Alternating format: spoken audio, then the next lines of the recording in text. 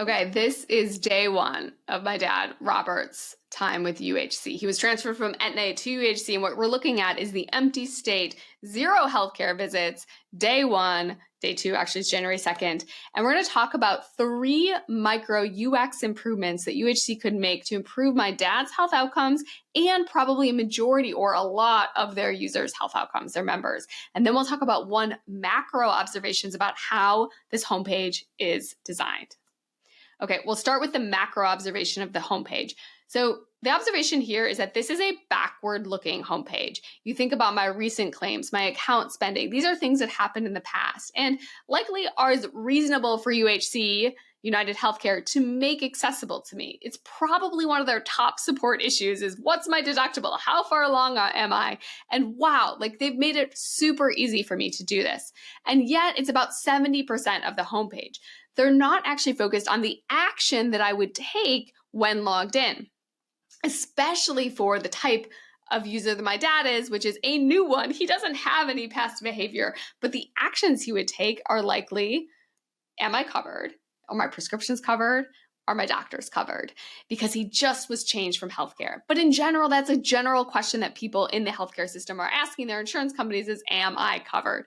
And so this is a nice observation for designing a homepage, is to look at what percentage is focused on actions that the user would want to take. In the Rational Labs, we call these key behaviors. You can hang out with your team, you had a list of key behaviors, fight it out, figure out which ones are the top ones, which ones are the second and third, and then make sure that your homepage, the visual hierarchy represents that type of decision making. And for sure, customer support should be on the list, but it definitely probably shouldn't be 70% of your homepage design. So now let's move on to the top, the 3 small micro observations here about how this page is designed. So we're going to click on something, look at my rewards. So it's probably not the first thing folks are going to click on, but it kind of does have this like curiosity boosting, like, well, what are my rewards? Now, of course, they could do way better with this and be more tangible and tactile and say, what are the rewards that I could earn? How could I earn them? How close am I? They could actually give me points and then I have to do something to claim them.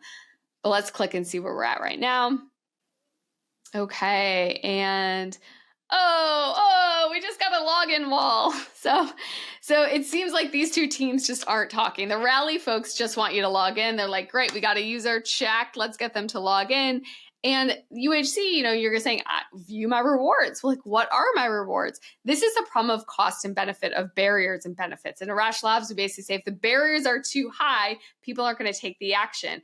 And how to mitigate that, if you can't remove the barriers, like remove the idea that they have to do 2 logins, you have to increase the benefits. And so in this case, it's a very simple thing where we have to show people what are the rewards that they would get by logging in.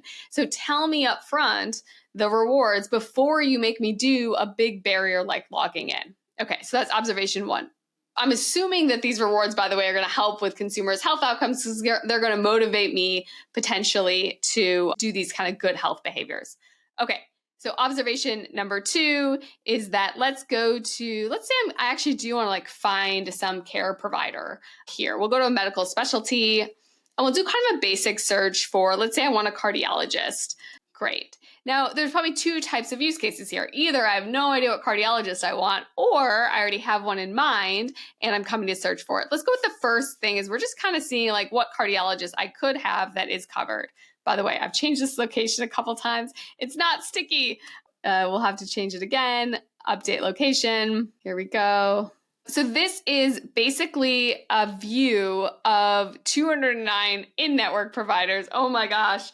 How would I ever sort that through that? But the observation here is that cognitive overload is real. But the more kind of thing that gets me nervous is that they're giving me things that are 20 miles away. It is unlikely that somebody would drive 20 miles for a cardiologist. In fact, what we know about most of human behaviors, we do things that are easy. We go to ATMs that are closer. We go to gyms if they're closer. So if you live within a short distance from a gym, you're more likely to go to it. And so the fundamental principle here is we want to make things easy for people. And yes, we want to like reduce steps, reduce clicks, but actually the macro thing is we want to make life easier. And so the simple thing would just be to default this to within 5 miles. Boom, now you're down to 34 providers, and it's more likely that people will actually go to the doctor if it's closer. ZocDoc actually just had a nice report that summarized that people are choosing doctors within a short radius of their home. So we have the preference for this, and we actually show up more. Thumbs up. Okay. And so then for the final observation and small observation here, we're going to go to the other question that people would have as they start to engage with their new healthcare, which is prescriptions. So you have a list of prescriptions here, I hope, because, hopefully Aetna sent them all the medication list over. I hope that UHC is taking this over, and it turns out, yep, they do.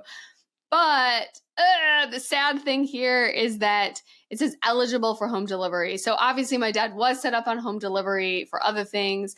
It seems like they didn't carry over that preference. What a bummer. So home delivery is also an structural thing that really drives adherence. Why? Because if you have to go drive to the pharmacy to pick something up, you may forget or you may be late.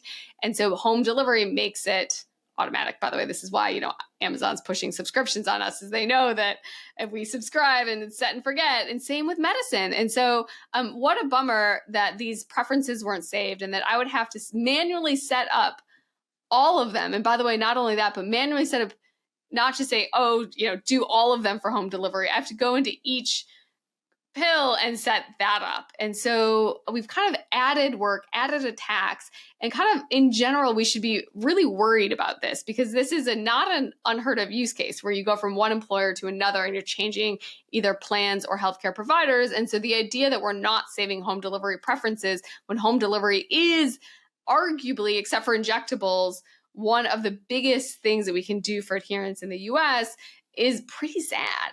So, as a product manager or a designer here, yes, there's probably a lot of small tweaks you can make to make the website work better. But sometimes it's about kind of making it macro and easier for folks to do the thing that they actually want to do.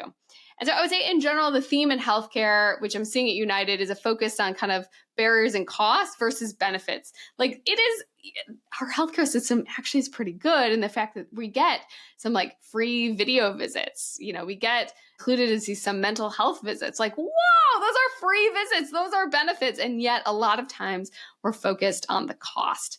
And so my hope in general for healthcare is that we can actually focus on the benefits of healthcare.